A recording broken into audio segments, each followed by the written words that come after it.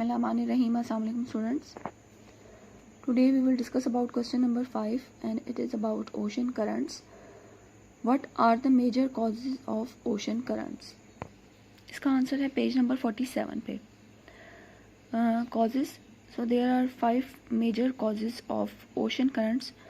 तो इसके causes discuss करने से पहले मैं आपको बताऊंगी ओशन करंट्स क्या होते हैं. ओशन करंट्स क्या है? पानी जो है ओशन का या किसी भी रिवर किसी के बाद पानी जो है वो स्टैटिक नहीं है, ठीक है, वो एक मूविंग फॉर्म में है.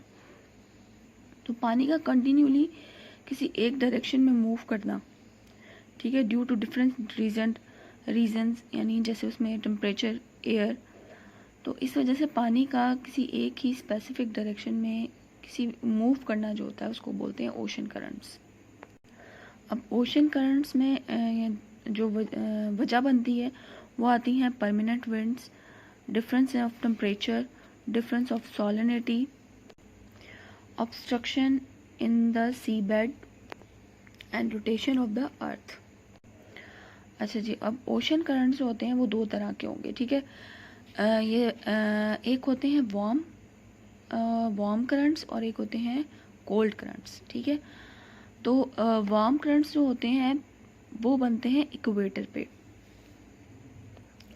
अब ये देखें, ये है मैप, ठीक है, ये है इक्वेटर हमारा, ठीक है. और आपको पता है कि इक्वेटर पे सारा साल जो है वो डायरेक्ट इधर सन की हीट पड़ती है, ठीक है. तो ये हिस्सा जो होता है वो काफ़ी गर्म होता है. तो यहाँ पे जो करंट्स बनते हैं वो होते हैं वार्म करंट्स. इसकी निस्बत नॉर्थ और सदर्न पार्ट, ये जो होते हैं, ये एरियाज जो होते हैं ये होते हैं कोल्ड. तो इधर जो करंट्स बनते हैं वो होते हैं कोल्ड. अब हम वन बाय वन इसके कॉजेज डिस्कस करेंगे. फर्स्ट है permanent winds. Winds move with far greater speed in the ocean than on land.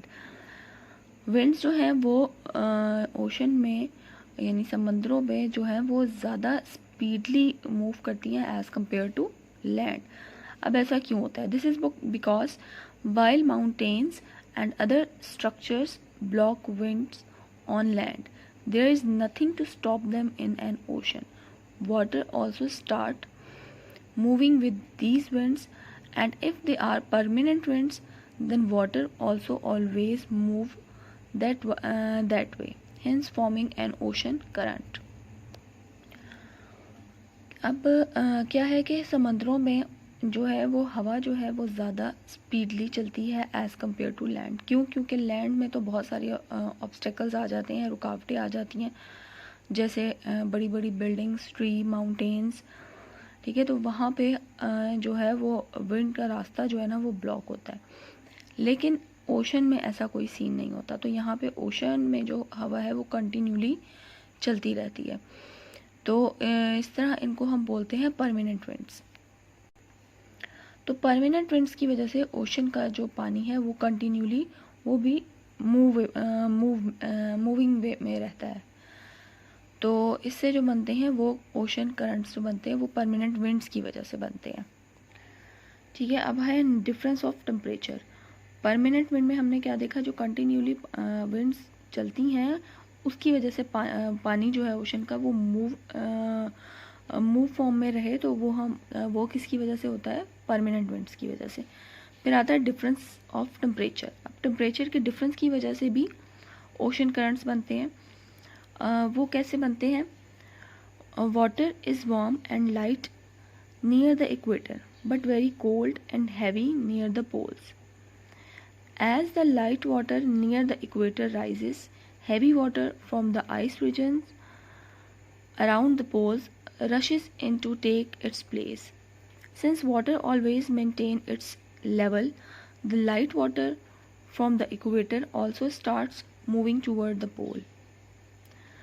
This activity leads to the formation of ocean currents. However, these currents remain under water, unlike the currents made by permanent winds which are visible on the surface. अब इसको explain करूँगी मैं आपको diagram के through, ठीक है. जो पीछे मैप है हम उसको देखते हैं. अच्छा जी, ये क्या है? ये है हमारा इक्वेटर, ठीक है. तो यहाँ पे सन की हीट जो है वो डायरेक्ट पड़ती है। डायरेक्ट पड़ने की वजह से यहाँ का जो पानी है वो गर्म हो जाता है। और ये आपको पता है कि जो गर्म पानी होता है वो होता है लाइटर, ठीक है। और जो ठंडा पानी होता है उसके वो ज़्यादा डेंस वो उसकी डेंसिटी ज़्यादा होती है as compare to warm water, ठीक है। क्योंकि कोल्ड वाटर की जो डेंसिटी है वो इसलिए ज़्यादा होती है क्योंकि वाटर के मॉलिक्यूल्स जो होते हैं वो आपस में साथ साथ होते हैं, जबकि वार्म वाटर के जो मॉलिक्यूल्स होते हैं वो इधर उधर इजीली मूवेबल होते हैं, बहुत ज़्यादा कह लो आज़ाद होते हैं, तो क्योंकि वो लाइटर होते हैं। अब यहाँ का पानी जो होता है, जो वार्म होता है, इसी से का पानी जो गर्म होता है वो लाइटर होता है और वो कुछ यानी साउथ साइड पे चला जाएगा, कुछ नॉर्थ साइड पे भी चला जाएगा। तो क्या है कि इसकी जगह जो वो पानी जो यहाँ से मूव करके कुछ साउथ और कुछ नॉर्दर्न साइड पे जाएगा, तो उसकी जगह जो है वो ये पोल्स वाला पानी जो ठंडा है वो ले लेगा, ठीक है। लेकिन ये एक्टिविटी जो होती है ये अंडर वाटर होती है। परमानेंट विंड्स की जो एक्टिविटी होती है वो विजिबल होती है, वो आप हमें सामने नज़र आती है। लेकिन ये वाली एक्टिविटी जो होती है वाटर की, ओशन करंट्स की, जो ड्यू टू टेम्परेचर डिफरेंस की वजह से होती है वो अंडर वाटर होती है, ठीक है। तो इस हिस्से का पानी जो वार्म होगा वो कुछ तो चला जाएगा साउथ साइड पे और कुछ चला जाएगा नॉर्थ साइड पे, ठीक है। जबकि वहाँ से नॉर्थ साइड से उसकी जो यहाँ पे जगह खाली होगी वो इधर से ठंडा पानी आके ये ले लेगा और इधर से भी, ठीक है। क्या है, water is warm and lighter than the near the equator. Equator की तरफ जो पानी है वो गर्म होता है और लाइट होता है, लेकिन but very cold and heavy near the poles. Poles के पास ठंडा और भारी होता है। तो इसके बाद क्या होता है कि लाइटर पानी जो होता है वो इक्वेटर की तरफ जाता है और हैवी पानी यानी जो ठंडा होता है वो पोलर एरिया से इक्वेटर की तरफ आता है। तो ये जो एक्टिविटी परफॉर्म होती है अंडर वाटर होती है। परमानेंट विंड्स की एक्टिविटी सामने परफॉर्म होती है, लेकिन इसकी एक्टिविटी अंदर अंदर की तरफ होती है। तो ये इस वजह से भी ओशन करंट प्रोड्यूस होते हैं। फिर है difference of salinity. Salinity means the quantity of salt in the water. Some seas more saline और सॉल्ट हैवी, यानी कुछ में सॉलिनिटी सॉल्ट से निकला है, तो जिनमें नमकियात होते हैं उस पानी को सॉलिनिटी बोलते हैं। Then other since saline water is always heavier, the difference in salinity also move water from the one area to another. A typical example is the underwater current moving from the low salinity Atlantic Ocean into the high salinity Mediterranean Sea. However, current formed due to the difference of salinity also remain underwater. तो सॉलिनिटी की जो active currents, ocean currents जो इसकी वजह से produce होते हैं वो भी अंडर वाटर रहते हैं। तो इसमें भी इसी तरह होता है कि हाई सॉलिनिटी का जो हाई सॉलिनिटी वाटर है वो मूव करता है लो सॉलिनिटी एरिया में। तो एग्जांपल के तौर पे उन्होंने बताया कि लो सॉलिनिटी अटलांटिक ओशन, यानी अटलांटिक ओशन का पानी जो है उसमें कम नमकियात हैं और मेडिटेरेनियन सी में जो है वो ज़्यादा है। तो क्या होता है कि मेडिटेरेनियन सी का जो पानी है वो मूव करता है इस तरह से कि अटलांटिक ओशन का आता है मेडिटेरेनियन में और मेडिटेरेनियन का वहाँ से मूव करके अटलांटिक ओशन की तरफ आता है। ये भी एक्टिविटी, ये जो करंट्स प्रोड्यूस होते हैं ये भी अंडर वाटर होते हैं due to difference in of salinity, ठीक है। यहाँ पे आप ये एक चीज़ याद रखें, जैसे ठंडा पानी हैवी होता है इसी तरह ज़्यादा नमकियात वाला पानी भी हैवी होता है। जिसमें नमकियात कम होते हैं वो लाइटर होता है। फिर है obstruction in the sea belt. The shape of the continent does not cause a new current but it can change the direction of a current. अच्छा, यहाँ पे भी एक एग्जाम्पल है। कहते हैं कि कॉन्टिनेंट की जो शेप है वो करंट की वजह नहीं बनती, लेकिन करंट की डायरेक्शन को चेंज करने की वजह बनती है, ठीक है। कॉन्टिनेंट की जो शेप है वो करंट की वजह नहीं बनती, लेकिन क्या करंट की डायरेक्शन जो है वो चेंज कर सकती है। For instance, when when the south equatorial current of the Atlantic,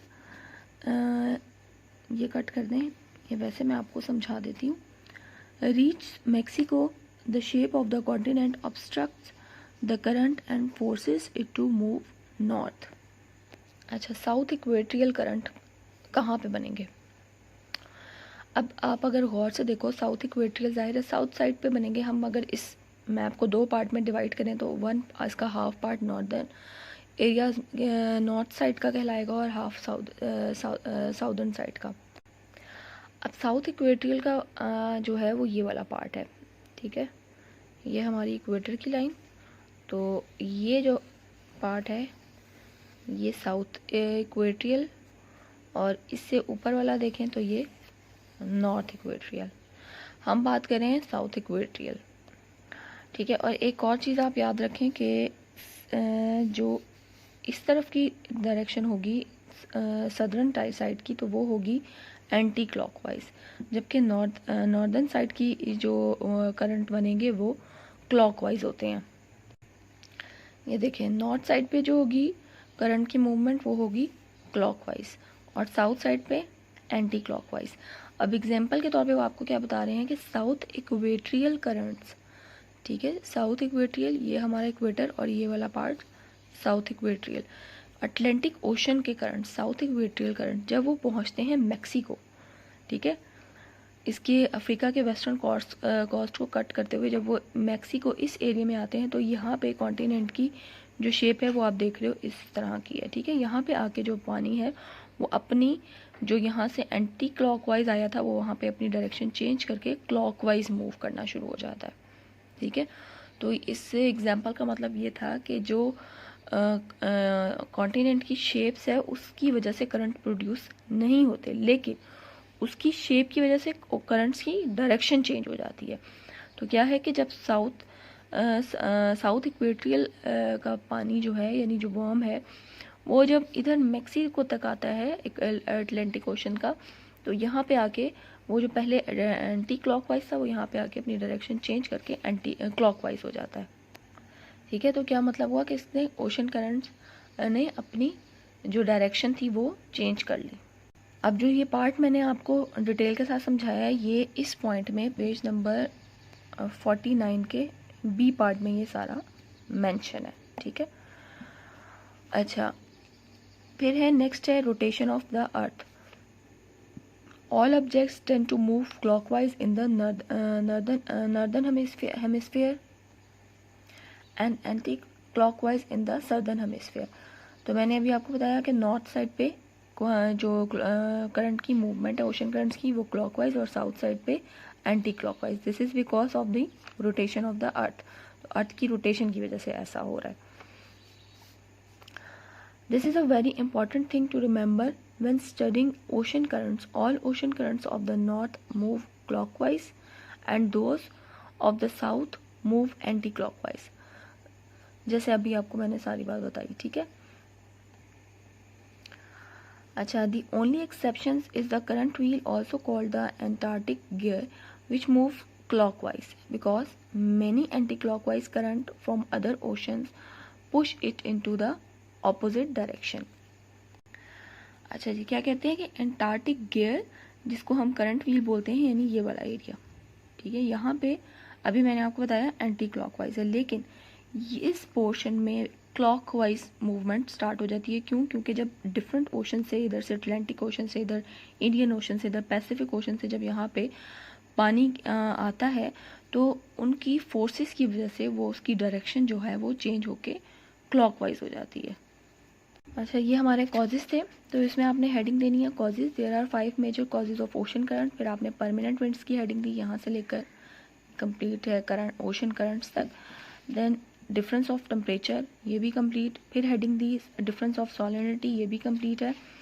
फिर हेडिंग दी obstruction in the sea bed, और ये भी यहीं से कंप्लीट होगा, the shape of the continent से। नेक्स्ट पेज पे है इट टू मूव नॉर्थ। फिर है रोटेशन ऑफ द अर्थ, ये भी complete.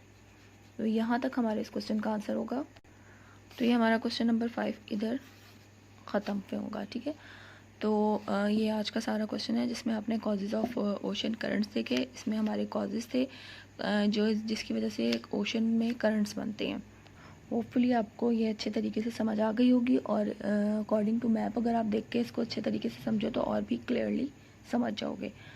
Take care student, have a good day, Allah हाफिज़।